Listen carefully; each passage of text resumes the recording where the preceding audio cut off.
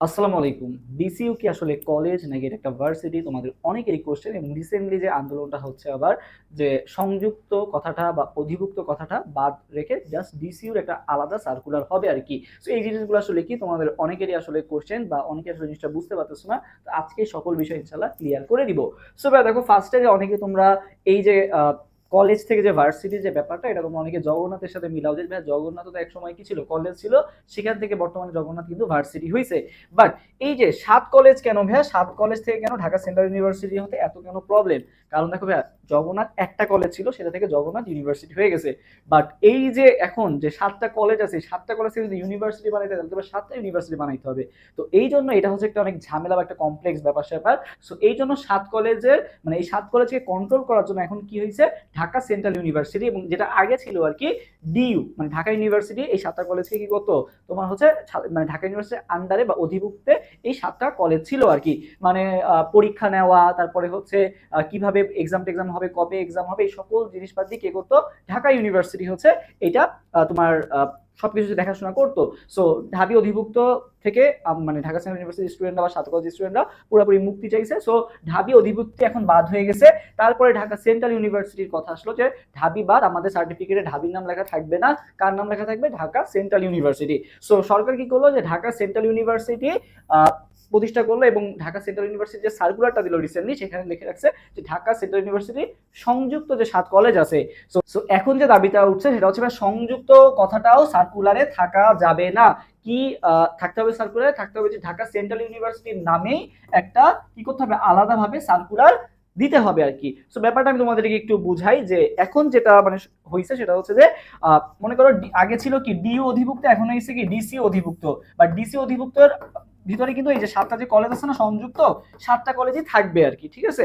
So ৭টা college থাকলে কিন্তু মেইনলি ডিসিউ কাজটা কি ছিল? আগে ঢাবি ছিল, এখন জাস্ট ঢাবিকে রিপ্লেস করে ডিসিউ হয়েছে। বাট কাজ কিন্তু সবাই কলেজই সবকিছু করবে আর কি। জাস্ট এক্সাম নেওয়া, তারপরে কিভাবে পরীক্ষা টরীক্ষা হবে এই জিনিসপাতিগুলো হচ্ছে ডিসিউ হচ্ছে নিয়ন্ত্রণ করবে। যেমনটা হচ্ছে ন্যাশনালের ক্ষেত্রে হয়। তুমি যদি ন্যাশনালের সাথে মিলাও দেখো ন্যাশনালে কি থাকে? সবাই কিন্তু বলে আমি ন্যাশনাল ইউনিভার্সিটিতে পড়ি। ন্যাশনাল ইউনিভার্সিটি কোন কলেজে পড়ো? এই কলেজে পড়ি আর কি। সো এইটাও আর কি অনেকটা অনেকরকম। দেখো ন্যাশনালে সবাই কি বলে বলো তো? National university. ওইটাও কিন্তু একটা কি ইউনিভার্সিটি এবং ওইটার আন্ডারে কিন্তু অনেকগুলা কলেজ আর কি। তো ন্যাশনাল আর এটার মধ্যে পার্থক্য কি? ন্যাশনালের মধ্যে পার্থক্য ন্যাশনাল আন্ডারে হচ্ছে অনেক কলেজ থাকে, বা ডিসিউর আন্ডারে মাত্র কয়টা কলেজ থাকবে? ৭টা কলেজ থাকবে। এটা হচ্ছে বর্তমান যে সার্কুলারটা চলতেছে সেইটার কাঠামো আমি তোমাকে বলতেছি। বাট এখন যে শিক্ষার্থীদের দাবি সেটা হচ্ছে যে না, ডিসিউ অধিভুক্ত বা সংযুক্ত কিছুই থাকবে না। জাস্ট কি নাম হবে? Dhaka central university. এটাই একটা আলাদা ইউনিভার্সিটি হবে এবং এইটার ৭টা ক্যাম্পাস থাকবে আর কি। সবাই ঢাকা সেন্ট্রাল ইউনিভার্সিটির অধীনেই থাকবে। বাট এটার ইয়াতে কি থাকবে? ৭টা ক্যাম্পাস থাকবে। মানে এটাই এই ইউনিভার্সিটির ৭টা ক্যাম্পাস।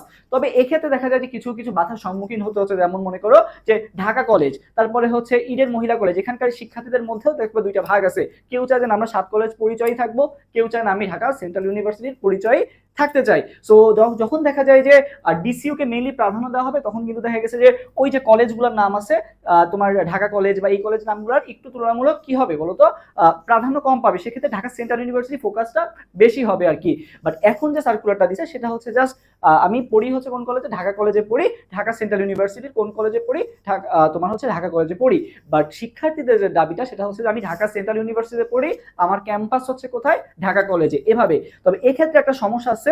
যদি মনে করো এই জিনিসটা খুব ইজিলি করা যেত তাহলে খুব ভালো হতো। যেমন ফর এক্সাম্পল যে যদি মনে করো এই যে ৭টা কলেজ আছে এই ৭টা কলেজকে যদি মনে করো সায়েন্স কমার্স আর্টস এভাবে ভাগ করে যদি ৭টা ভাগে ভাগ করা যেত তাহলে জিনিসটা খুব সহজ হতো।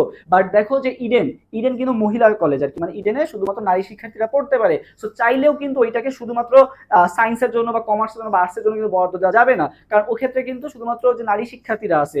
সো মানে তুমি যদি ৭টা কলেজকে ৭টা আলাদা আলাদা ভাগে ভাগ করতে পারতা তাহলে ভালো হতো যে একটা ইউনিভার্সিটির সায়েন্সরা পড়বে এখানে, কমার্সরা পড়বে এখানে। বাট বিষয়টা কিন্তু এমন না। তুমি একই সাবজেক্ট দেখবা সব জায়গায় আছে।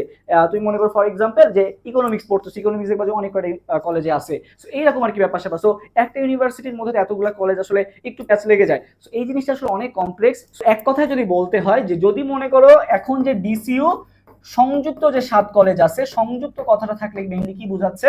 আর হচ্ছে সংযুক্ত যে বাতিল চাচ্ছে, বাতিল হলে কি হবে? সো ডিসিইউ যদি সংযুক্ত থাকে সেক্ষেত্রে ৭ কলেজের যে ব্যাপারটা এটা হচ্ছে একটু বেশি প্রাধান্য পাচ্ছে আর কি, ঠিক আছে, যে ডিসিইউ জাস্ট নামে আছে, বাট যখন তোমার ডিসিইউ থেকে সংযুক্ত কথাটা বাদ যাবে তখন কিন্তু এই যে ঢাকা সেন্ট্রাল ইউনিভার্সিটি কথাটাই বেশি প্রাধান্য পাবে। তবে 7 কলেজ টার্মটা যে বাদ চলে যাবে এমন না, বা ওই 7 কলেজের যে কলেজগুলো আছে ঢাকা কলেজ, ইডেন মহিলা কলেজ, এগুলোর নাম থাকবে, বাট এগুলো হবে কি ক্যাম্পাস হবে আর কি। যেমন ঢাকা সেন্ট্রাল ইউনিভার্সিটির আমি ঢাকা কলেজ ক্যাম্পাসে পড়ি, বা ইডেন মহিলা কলেজ ক্যাম্পাসে আমি পড়ি আর কি, ঠিক আছে, ইডেন মহিলা কলেজ ক্যাম্পাসে পড়ি, এরকম নামটা হবে। বাট এখন যেটা হচ্ছে সেটা হচ্ছে কি আমি ডিসিউর মানে আগে ছিল, আমি তো যখন মনে করো যে ঢাবি ছিল, ঢাবি অধিভুক্ত, আমি কি বলতে পারতাম যে আমি ঢাবিতে পড়ি? আমি তো বলতে পারতাম না আমি ঢাবিতে পড়ি, আমি কি বলতাম আমি 7 কলেজেই পড়ি, ঢাবি আমাদের সার্টিফিকেট দেয়।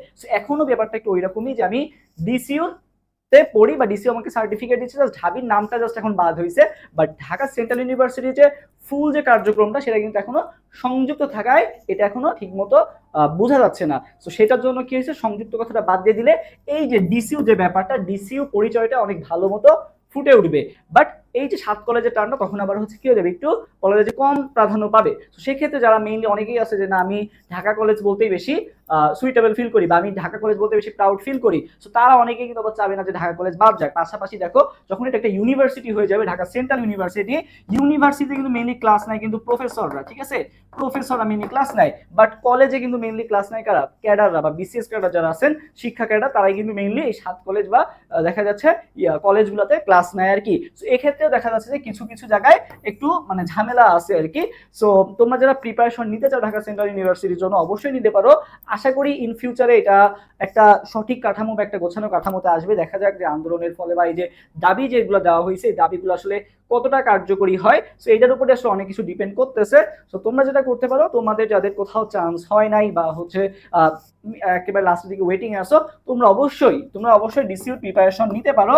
এন্ড যাদের মনে করো সেকেন্ড টাইম দেওয়ার সুযোগ আছে তোমরাও ডিসিউ প্রিপারেশন নাও, এর পাশাপাশি চেষ্টা করো সেকেন্ড টাইম যাতে একটা জায়গায় হয়ে যায়। কারণ এটা আসলে ফিউচার কিন্তু আমিও বলতে পারছি না, কেউই বলতে পারতেছে না, অনেক ভালোও হইতে পারে আবার অনেক কিছু নাও হইতে পারে। তো এগুলো আসলে আনপ্রেডিক্টেবল। তোমার যেটা ভালো হবে সেটা হচ্ছে তুমি আপাতত প্রিপারেশন নাও, আল্লাহ ভরসা, দেখা যায় ইনশাল্লাহ ভালো কিছুই হবে। ভাইয়ারা তোমাদের পাশে আছি, ইনশাল্লাহ তোমাদের সব অবস্থায় সাপোর্ট দিয়ে যাবো। তো সবার জন্য শুভকামনা, দেখাবে ইনশাল্লাহ নেক্সট ভিডিওতে। সবাই ভালো থাকো, আল্লাহ হাফেজ, আসসালামু আলাইকুম।